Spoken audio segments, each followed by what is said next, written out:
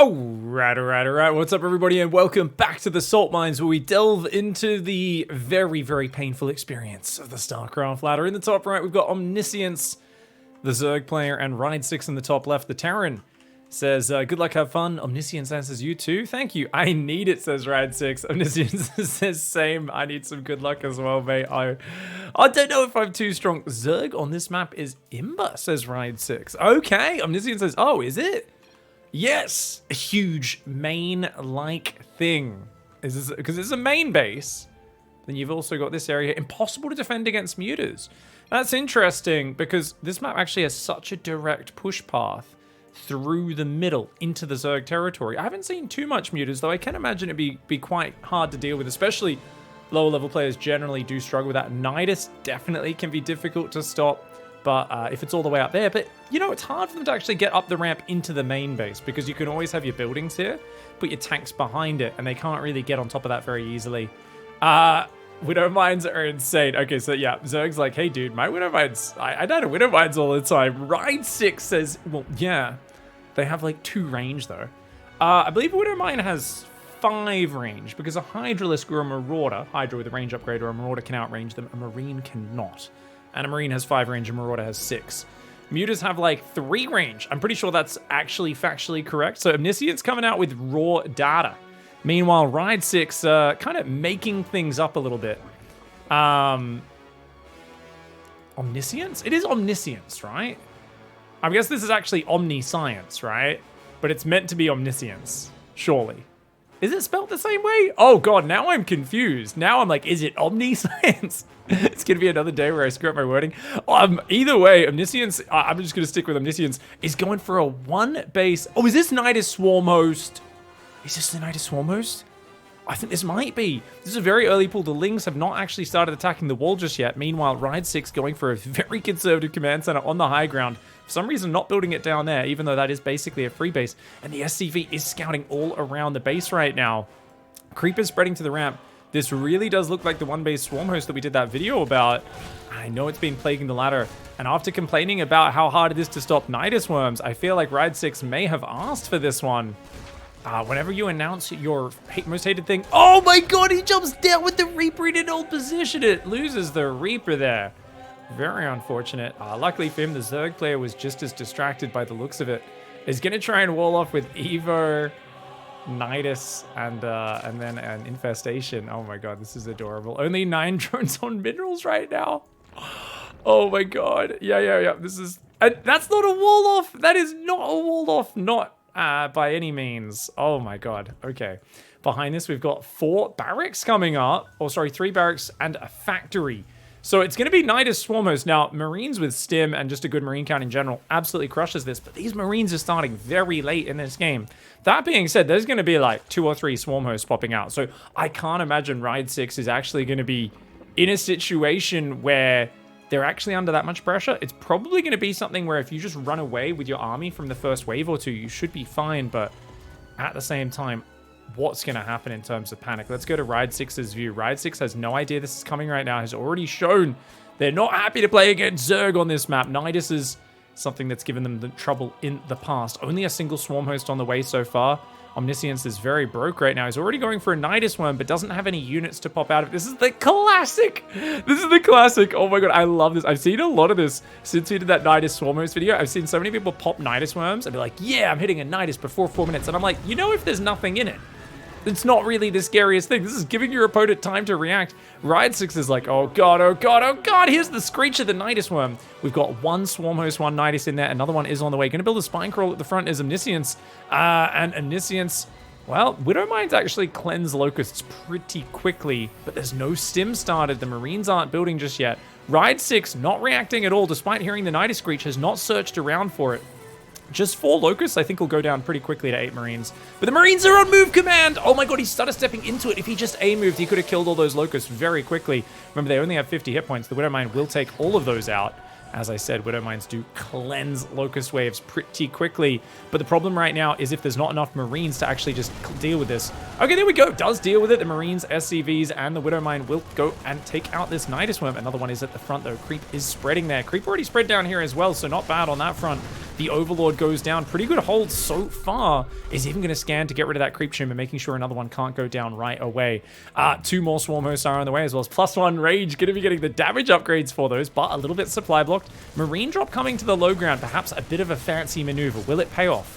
Looks like they're going to have to get up out of there. Good maneuver. Wastes those locusts on the low ground, essentially, does Ride 6. Guns them down. If Ride 6 can just keep building Marines, get Stim, and get a good ball of Marines up, they can gun through these locusts with ease. But as it is, the locusts get an SCV. They get a Marine there. Can they get another few Marines? You can see Ride 6 is trying to avoid the locusts, but oh my god, it's starting to drop some of these Marines down. Another Nidus does go up down to the bottom left, but another Marine falls. How many Marines are up? Only 7 right now. You've got to get that massive Marines up in order to hold this. Locusts take out the reactor. That's going to lower the Marine production, not to mention a depot's going to go down, which will supply block 2 more barracks building, but Ride 6 right now, a little bit slow to get on top of this, is going to go for a counter drop. Oh no, he's actually trying to look up here for the Nidus Worm. Doesn't realize it's down the bottom. Omniscience is out positioning Ride 6, and Ride 6, remember, if he goes across with the drop, that will kill every single worker in the main. The trick people don't realize about any sort of Nidus Swarm host players, they can't really defend with this. If they do, it's very hard for them to attack and defend at the same time. So you can just threaten with a drop or a zealot run by and really pin them at home. That depot goes down. Ride 6 needs to build 4 or 5 depots in that main right now. You can tell it's frozen under pressure. Where is that medevac? And where are all those Marines? Here we go. They finally find the Nidus Worm. It does start to go down. Locust will come out. As long as all the Marines stay together, they'll be fine, but they're not together. 1 Marine falls, another Marine falls, and another one goes down. Oh, very inefficient play right now. Ride 6 has been supply blocked for about 2 minutes. Is now starting 2 depots, but so slowly. Oh man, if only some supply drops went down, that would help out a little bit here. 3rd command center does go down. Remember, there is no expansion started. Omniscience is still only at 10 swarm hosts, a Nidus Worm, and that's it. If you get enough Marines up here, you can do it. Stim is getting close to finished, but the Marine count not growing. On the other hand, 4 reactors, if they can finish up, 8 Marines can build at a time, which means you can build 24 Marines a minute. That's right, it only takes 18 seconds. So technically 24 Marines every 54 seconds. So if Ride 6 could just get this production up for a little bit. Oh my god, if you drop Marines here, they might land on you. But Omniscience, oh no, going straight to the production. Oh my god, no, stim. Oh no. Oh, Stim gets sniped 5 seconds from finishing, and there comes the rage. Imba BS. You don't even need luck. Oh, wow. That's a throwback to the good luck, have fun at the start of the game, where Omniscience said, I'll need it. Right, so he's like, you don't need that luck. You lied. You need cancer. I didn't see that coming out. Jesus, whine more, says Omniscience. Oh, Ride 6 still out here hunting with drops. Trying to deal with this. If Ride 6, like I said, can just hold that Marine key down, I still think there's a way to get out of this, because look at this. There's spines building at home, but Omniscience has no macro follow-up. It's so all in. If your opponent's doing something to you that feels really unfair, chances are it doesn't usually work all that well. Ride 6 is going to try and go past. That Marine drop will clean this up, but you got to run it away. Oh no, these Locusts are going to slaughter the Marine rally. The Marine Hellion, though, does kind of kite a little bit. Oh my god! Bringing out the bundle of sticks insult. I mean, to be fair, Omniscience was hitting him in the face like a bundle of dicks, so I can understand where Ride 6 went to that insult. He said, you really are a big bundle of sticks, slapping me in the face repeatedly. Doesn't enjoy that one at all. And to be fair, one of the more frustrating strategies to play against, but I have an inkling that Ride 6 may have not had the right mentality going into the map, immediately complaining about the map, and you can always tell when someone is leaning away from the problem into the excuses before the game even starts, that the moment something goes the way they don't like, they're not really going to handle it with calm focus and determination, are they? Kind of could see that one coming from the early chatter. Oh, and it looks like there was a little bit of chatter after the game as well.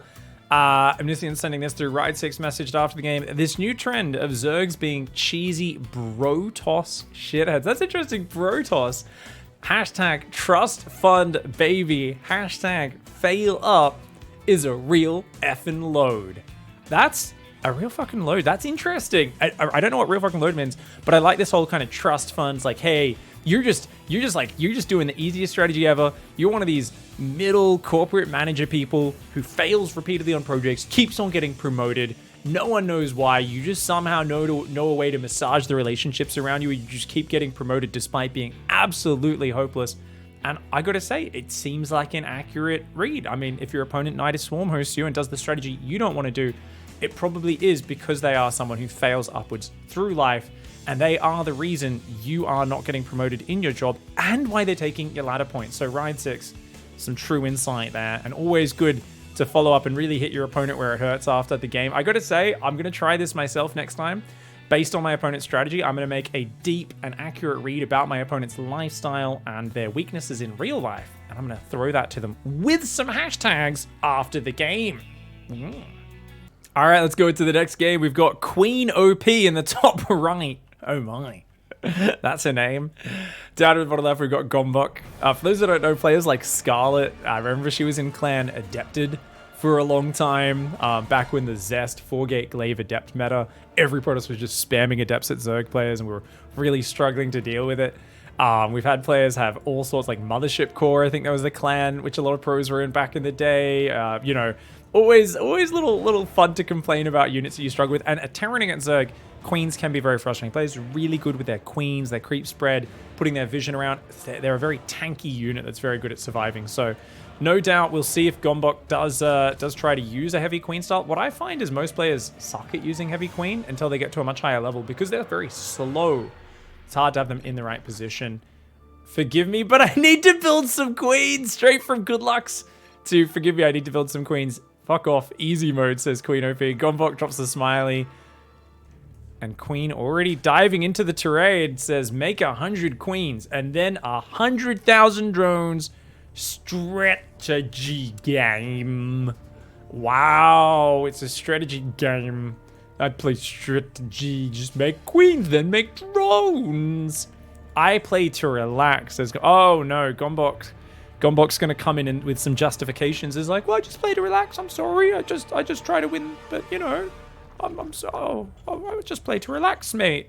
Interesting, because we've had a few players recently in our episodes. I mean, this show's just kind of dived into it. We've had chatter from the very start, so I haven't really had a chance to recap. Of course, we've had people who do try to justify themselves to someone who is kind of irrationally raging at them, telling them they're overpowered or too strong or this or that. And it always seems like a lost cause, but I kind of love the sweet innocence of trying to tell your opponent, who's like, they're like, you're an idiot, I hate you. I like the innocence of being like, oh, I'm not an idiot. I just like this video game a lot. Can't we have a fun match? And you're like, well, I don't know if that's the right... I don't know if this is a good use of your time trying to convince this person, but, you know, up to you. Now, Queen is already short an SCV just from the opening build order, and he's trying to build a bunker in the mineral line. Wow, that's a very bizarre choice. Don't see this versus Zerg very often because Zerglings pop so early. The SCV actually building right in a really nice position, though. Oh, but the Zerglings should easily be able to kill that. And oh my god, Gombok's messing up. Okay, Gombok finally attacks it with the drone. A little bit of panic there, but definitely a bad move for Queen OP. I mean, this costs you a lot of money. There's 500 minerals. Queen OP says, so lucky. I mean, you were lucky they stopped attacking the bunker, mate. This is a horrendous opening from Queen OP. No third command center, no extra barracks. It's just sitting on 500 minerals, plus the 100 that's tied up in that bunker, which could get cancelled, so you at least get a 3/4 refund. The Reaper coming in. I think we are seeing the classic angry Terran player. Whenever a player's angry like this, what's so great is you can look at them, just basically be so busy angrily clicking things, still at 18 SCVs at 3 minutes. Oh my god, this is a horrendous opening. They're like 3 SCVs behind where they should be, guys, at least, and floating so much money. And look at this. See how easy. So lucky. Oh my god. Already prioritizing just typing over anything else. And it's 4 barracks and a factory, which is a rather nonsense opening right now. No tech lab for stim or anything like that. Looks like a big 2-base bio push, but an absolutely sloppy build order. We've got to watch this from the Terran's vision. Because, like, what does a player like this stare at? And 100%, it's over-microing a single Reaper for 5 minutes and then wondering why you can't win the game, while all your money's just sitting there in opportunity cost not being spent, no rally point on the command center, trying to do fancy multitasking right now, right? The Reaper's running circles, but it's not doing any direct damage, right? It's killed a drone and a Zergling, but that doesn't make up for the fact that you've been floating lots of money. You're about to hit a supply block on 38 supply because you never even built a second depot this game. And now is building one of the most bizarre semi-wall-offs I've ever seen. We don't see that every day. An armory going down here as well. Looks like the Reaper did run home with these Hellions, so he's going to go for a Reaper Hellion dive potentially And you know what? The Zerg's actually completely undefended. Only has 4 queens and 3 slow Zerglings. If these Hellions just run in right now, they could toast probably 20, 30 drones. Spores are coming up super early for Gombok, or at least one is on the natural. Spreading a decent bit of creep, but I mean, this is going to be a barbecue almost certainly. As long as these Hellions just dive straight in, this should be an easy win. Let's watch this from Queen OP's vision. Is also building a bunker in the back of the mineral line, despite being the player who's committing to what appears to be a 2-base all-in and isn't even building SCVs. The Hellion Reaper's going to dive in the front. Okay, there we go. This is going to be so much damage, man. Already gets a drone, looks away at home, looks back at the front. The Hellion's stuck on the queen. They decide to shoot an egg. Now they're shooting an extractor. They shoot another queen. Hits himself with a grenade, surrounds half of his Hellions on the slow Zerglings, still gets a whole bunch of drones, despite some of the objectively most terrible micro I've seen in a while. Fails to hit that, and then goes and bounces home. What? That was terrible execution. Just headbutted into the queen. You fucking see slow-ass lings, but 10,000 queens. It wasn't even was it a billion? Is that 10 billion queens? Fucking zzz, dog shit. It's like, what? What are you doing? It's now attacking with 6, 7 unupgraded Marines. It is building a Marauder, Marines, and Hellion. So it's planning the slowest 2-base Hellbat Baneling timing. Hellbat stim timing of all time into a player who's already making Banelings, and he's already up 13 workers. It's 6 minutes. He's only at 34 SCVs. Queen OP here with objectively horrendous play is going for one of the most half-baked timings I've ever seen. It's 6 Marines and 3 Hellbats at 6 minutes.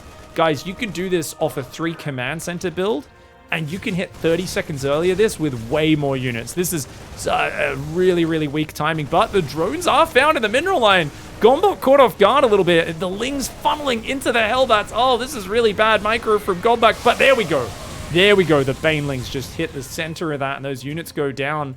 The Queenling Bane, nice defense. Wow, wow. Such talent, says Queen OP. I'm just impressed that they're typing this well. Is now going to go for the classic triple factory transition, of course. 5 barracks, 3 factories on 37 workers, definitely. You just press Q, 100,000. This is incredible, guys.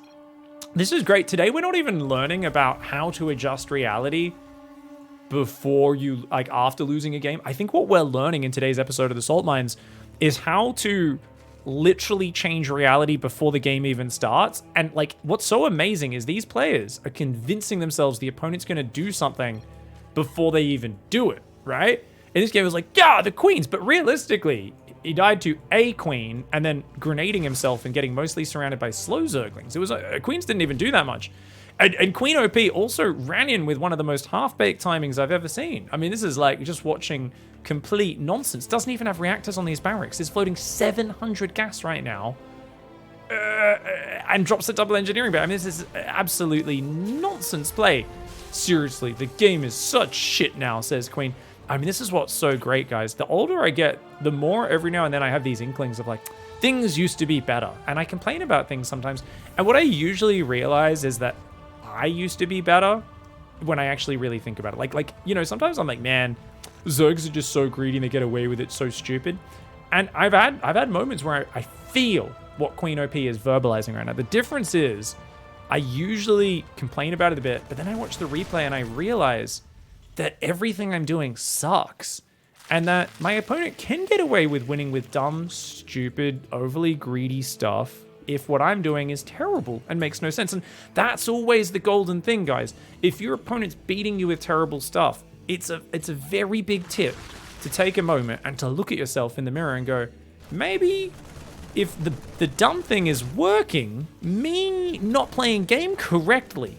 A lot of players not capable of that thought. Queen's OP getting run by it on 2 angles right now. Ling's on the 3rd and the natural. The army wildly F2ing back and forwards. Of course, Queen OP does not use any control groups. A single Zergling in that 3rd getting a lot of damage. So many SCVs getting run around. Only about 5 or 6 went down, but a huge disruption for what was only a handful of Zerglings.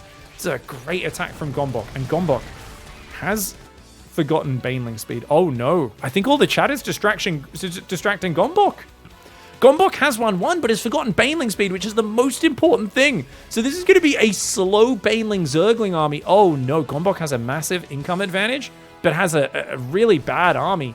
Luckily for them, Queen OP hasn't sieged the tanks and isn't using the army correctly. Queen OP is showing some really slow reactions. Where's the stim? The stim isn't coming in, but oh my god, Widowmines get some big hits. The Marines just stand there and get hit by slow banelings. The other half of the banelings are just sitting on the ramp over there.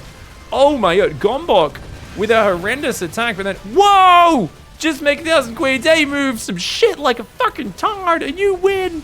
I mean, people kill me every day on the ladder with Marine pushes, says Gombok. Strategy! Strategy! Says Queen OP. Eat shit. Easy mode. We ruined the game precisely for a bundle of sticks like you to play along. There's no brain required. Oh, he's saying we ruined the game to let the bundles of sticks play as well. Because the Zerg players would be too stupid to play if they can't just make queens and win. There's no brain required for it. This is from a player who built a bunker in a Zerg mineral line at the start, which is like the worst thing you could do. If your barracks is right there, you proxied it, and your Reaper gets in real early, that makes sense. The way that, I mean, the opening was nonsense. They floated so much money. Their build order, they don't even have add-ons on half their buildings. They're now trying to go triple factory tank on 2 base? What? And they're not even inviting gas. I mean, like, dude, it's like, I'll send a drop across, but it's like, oh my god, the thing is, you don't even use control groups. So the moment the Terran player tries to pull their units back or do anything with them, they're accidentally going to pull this drop home with F2. I'm glad we made the game dog shit. Oh my god, just so you could play along. Oh man, I love it. I love it when people beat themselves in video games. It's so incredible. 19 kills on those Widowmines. Despite some epic Widowmines, I mean, everything else Queen OP is doing is just so weak that I don't know if it'll matter. Trying to micro the medevac around, ends up sitting in range of the Spore Crawler. Despite that, those Marines running away from the medevac. Oh, look, I attack your base. Lings and queens. What's this so great? Everywhere Queen's OP looks is like, look, there's a queen. Proof that I didn't lose the game in a fair match. We're playing this new modern dogshit, watered down version of StarCraft, where as long as there's a queen present in any battle, you just automatically win. I want to give you guys a benchmark, by the way. Normally, you can hit off a 3 command center opening and be at about 60 workers by now. You could have 10 Hellbats and 20 Marines with stim and medevacs. I'm not even kidding you guys. And actually super sick timing. Instead, it is 7 stim Marines and 3 Hellbats at 6 minutes. This is one of the worst things. You know what's great? They're dominating the queens. They're killing the first few queens they run into. And Queen's OP is like, but queens were present while I got baneling hits on my clumped up guys that I didn't even spread out and hit a very late timing on. Therefore, it was the queens that defended me. And it's like, dude, you did actually a lot of damage there. You killed like 10 drones or something. Absolute insanity. But it just gets mad at it. The Hellion run. I want to show you guys the Hellion run back because I cast that from the Terran's viewpoint, which was really bad because he was doing that like, I'm going to micro, then I'm going to jump home, then I'm going to micro, then I'm going to jump home. They're really like tryhard stuff, but he wasn't macroing or microing well. He was just kind of jumping between screens, pretending he was doing things well. So you can see here, right? He kind of dilly-dallies with the Hellions. They're not clumped up very well. The Reaper's a bit far behind, but you know, it is what it is. Could have gone to the left there and that would have been great. Runs in, gets a decent first volley, only 1 drone, but damages some others, and then just tries to spam clicks through the queens. Squeezes the Reaper through, which is kind of annoying because it just separates the units. Finally moves around, hits the eggs, hits the queen, throws a grenade on himself, which makes no sense, which separates those 2 Hellions. If he got all 4 Hellions up the ramp, he one-shots these drones, and he can circle this mineral line, kill 20, 30 workers. And basically, it should have been game over, almost, because Gombok was not prepared for a very simple Hellion run by. But Queen OP just, like, absolutely screwed the bitch. Once again, didn't target the drones. Just stopped and hit the Zerglings. The Hellions go down, and is already typing about how Imba Queens is before it's even over. I mean, this is just true insanity, right? This just shows how if you actually spend too much time thinking about how overpowered something is, you will mind screw yourself so hard. I mean, we're seeing in here, players just handicap themselves. Even in that previous game, he hadn't lost. He hadn't lost. If he just kept building Marines, he could have absolutely fought back against that 1-base Zerg. But players defeating themselves in the mental game before they even get there. GG. All right, guys, going into the final game for today's Salt Mines. We've got someone from my clan, Ares, in the bottom left. And a baseball fan, Aruetti, says good luck, have fun in the top right. Says Marinas Astros in 18th inning. I saw that, guys. I paused my recording. I went and I Googled it. Apparently a guy hit a home run. Looked pretty impressive. I don't understand anything or know what's happening in a baseball match. But Arietti apparently very excited and impressed by that home run. Saw some cool clips. The guy hit the ball into the stadium and ran around and people were cheering. It was very exciting. So something Pina? Julian Pina or something? Maybe that's what he was talking about. I don't know. That's what popped up when I Googled it. I don't know what's going on in baseball. This is a bad wall off, guys. This pylon's way too close to the ramp. But Arietti in the top right, no doubt going to be our rager in this game. I'm assuming. Who knows? It would be funny if someone sent one in of one of my clan lads, one of my clan members actually being the player who is raging. That would be kind of hilarious.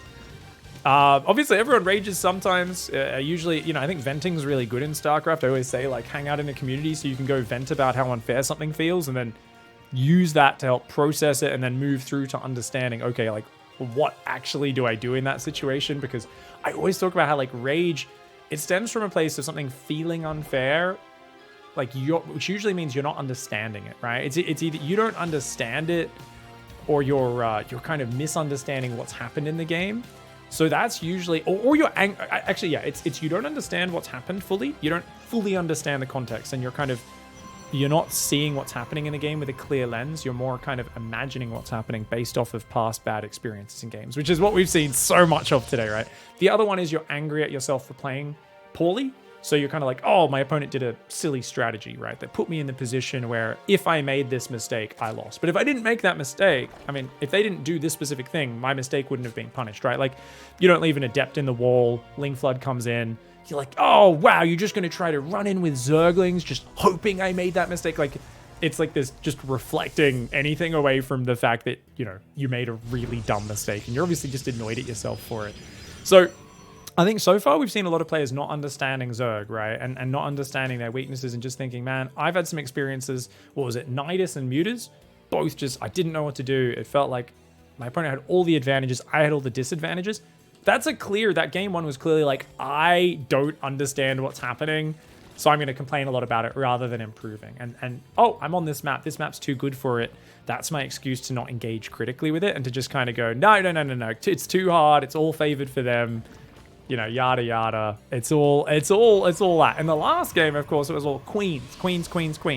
Zerg always build queens. Any situation where the Zerg has queens and they're part of a fight that I lose, I can blame queens rather than looking at myself and what I can do better, right? So remember, right, most salt, it comes from a place of you're trying to, and I know this innately because my own brain after 10, 12 years of playing StarCraft 2 still tries to do this on a daily basis. It's doing anything but accepting its own flaws, right? Like, StarCraft's a hard game because there's so many things you can do right, but there's so many things you can do wrong in it. It's a vast game. There's always unlimited things you can point to that you're messing up. So because of that, you're constantly, your ego has to constantly face the fact that you are not only not perfect, but you're in fact constantly making massive mistakes on a regular basis, even while trying incredibly hard.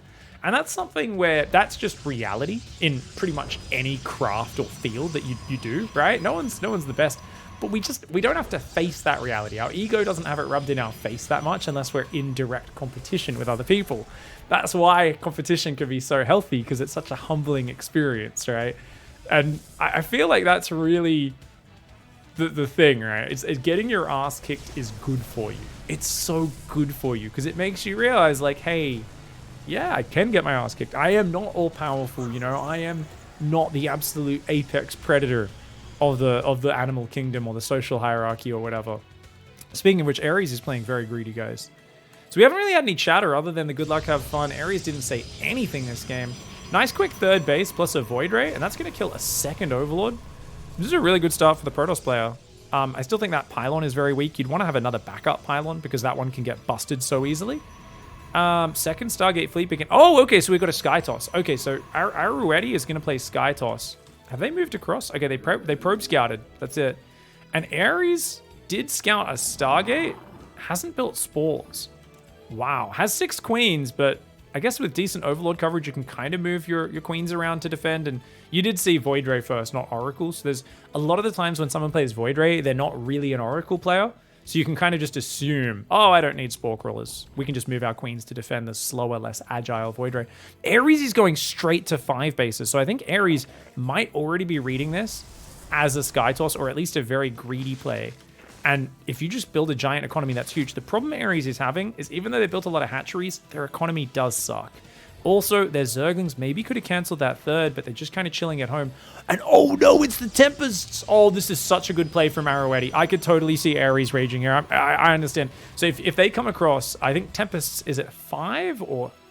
They do 40 damage a shot to ground. So 4 does 1... Yes, they 5-shot queens. I think with +1 they might 4-shot, but...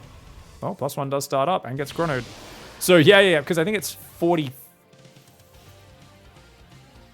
That's anti-air. 40... Yeah, I think it goes to 44, which means it'd be 170. But then with the -1, it would only be 43. No, you always need 5 Tempests. So it's 5 Tempests to 1-shot a queen.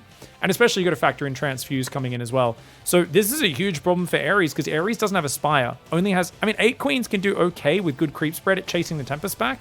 But the Tempests can get to a point when there's 4 or 5 of them, they can just start gunning down the queens. And if they can stutter step really well, Arrowetti can basically kill all the queens and get massive damage done before a Spire is ready or any Hydralisks are out. Even if Hydras and Queens, the problem is you can chase them to a cliff and they can just pick at you because they massively outrange. You got 7 range anti-air on the Queens, 10 range on the Tempest. These Tempests really need to get going though. It's going to go for the building and wait for a 5th Tempest even. So Arrowetti's really waiting for the full number. I think that might be waiting a bit too long.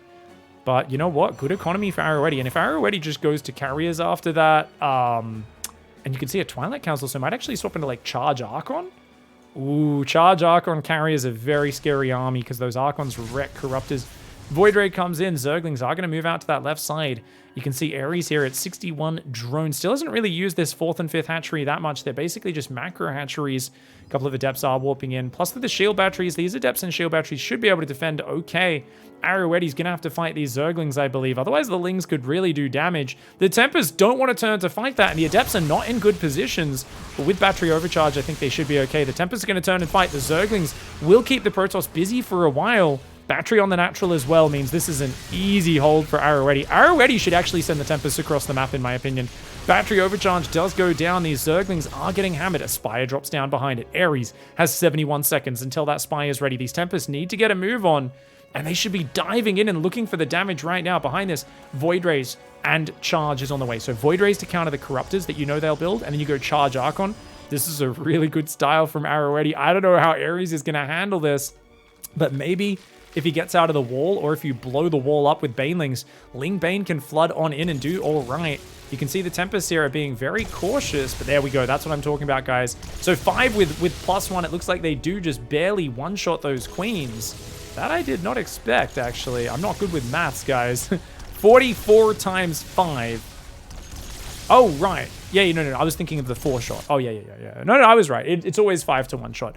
+1 doesn't change anything there. Ling Bane is coming down the right side right now. The Tempests are going to start sieging the main. They're not... Oh, if they could get the Spire, that'd be big, but they're not really doing any damage. Arrowetti's being way too cautious right now.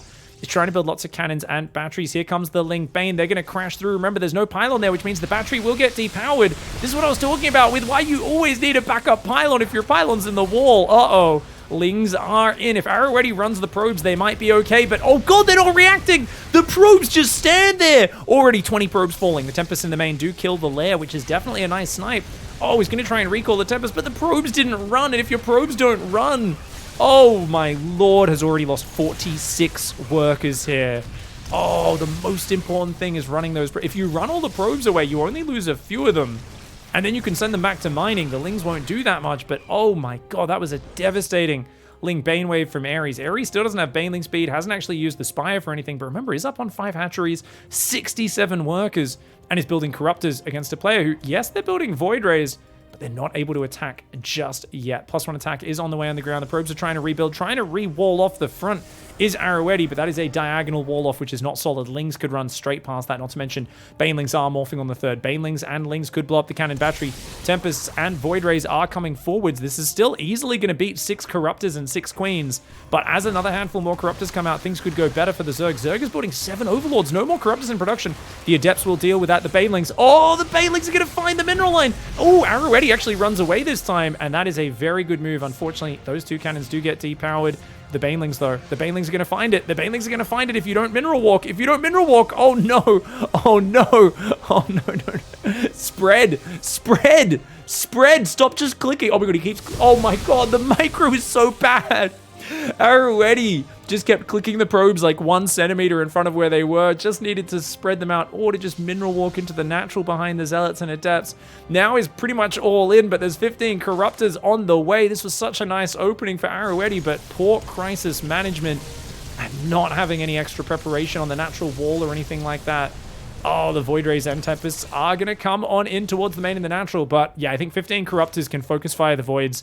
The Tempests are not great units at actually fighting Corruptors. Corruptors absolutely destroy them. So even though Void Rays wreck Corruptors, when there's 3 times as many Corruptors as you have Voids, it's going to be a tough ask. He's going straight for the Tempest, which I think is the wrong call. Goes for the Void Rays, but keeps changing targets. Ares does take down 2 Void Rays now, and you can see, oh my god, trying to recall his Arrowetti, but he doesn't have recall! He doesn't have recall! It's off cooldown! He tried to clump up to recall, but it's off cooldown. Says, man, I just wish all Zerg players got killed. Oh my god!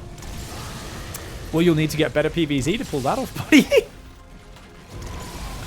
I'd laugh so hard if free unit race players got what they deserve, man. He didn't build Swarmos and Broodlords are the 2 free unit races because they spawn units that don't cost resources. He didn't build either of those already. I'm not sure if you're aware of that. All right, so it looks like there was a bit more of a continuation from that game. Already says, man, Zerg is just so friggin' frustrating. And they're like, what? Oh, ha ha ha, my units are free, man. I'm so good. I'm so good at this game. They're like, wait, they're not. Corruptors are very expensive. Remove Zerglings. No, look, I'm so confused. Well, I'm tilted out of my fucking mind, okay? Oh, can I help you? Look, because free unit race. You get to spam fucking free units. I'm trying to apologize for flaming you, but fuck you, man.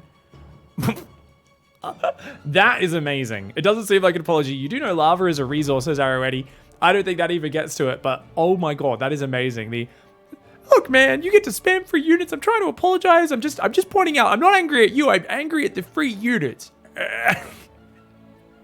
Ares is like, but they're not free. I didn't build any free units. They're like, we just get to spam them. I'm trying to apologize for flaming you, but fuck you. That is amazing. I mean, I think it's so amazing when someone has, you can see the internal struggle, right? It's moments like this where you realize you're not, I think the problem people have and why a lot of people take Salt the wrong way when they're playing StarCraft is they see an adult, elite gamer human playing the hardest real-time strategy game in the world across from them. They imagine a guy in a suit. He runs, I don't know, he's a CEO of a big business. He runs some giant tech company or a trust fund or some high-powered status job. But you realize in this moment that anyone, when they're faced with their own frailness, their own weakness, and they're really frustrated and they're running into a wall and struggling with this incredibly difficult game, sometimes we do revert to basically being, I mean, these couple of lines here, to me, is like, I'm an angry 2-year-old having a tantrum, right? Like, it doesn't even make sense. It doesn't even make sense. It's just like, well, I'm trying to apologize, but fuck you. And you're just like, it's at that moment, I think you change your mental image. And what you could do is you could train yourself. If any of you out there get triggered when someone calls you names on the internet, just remember, don't imagine the guy in the suit. Imagine the little baby in their diaper. You know when they do that thing where they like kind of stomp their foot when they're having a tantrum and they're like, that's what you should really be thinking of. Because we all have that little angry toddler inside of us, that irrational, egotistical, game not fair. And that's usually what's calling us names on the internet. We learned that last week's episode as well, and sometimes be kind to them. They'll become your friend afterwards. Either way, I hope you guys, girls, ladies, gents, Zergs, and Marines enjoyed this episode of the Salt Mines. Don't forget to submit your replays and submissions of people with their bizarre and outlandish rage. Links down below in the description. Don't forget to support the Patreon as well if you guys want to go above and beyond to support the channel. Thank you so much for watching. Click on some of these other salty games on the screen if you want to see more players losing their shit, and we'll see you in the next one. Goodbye and good night.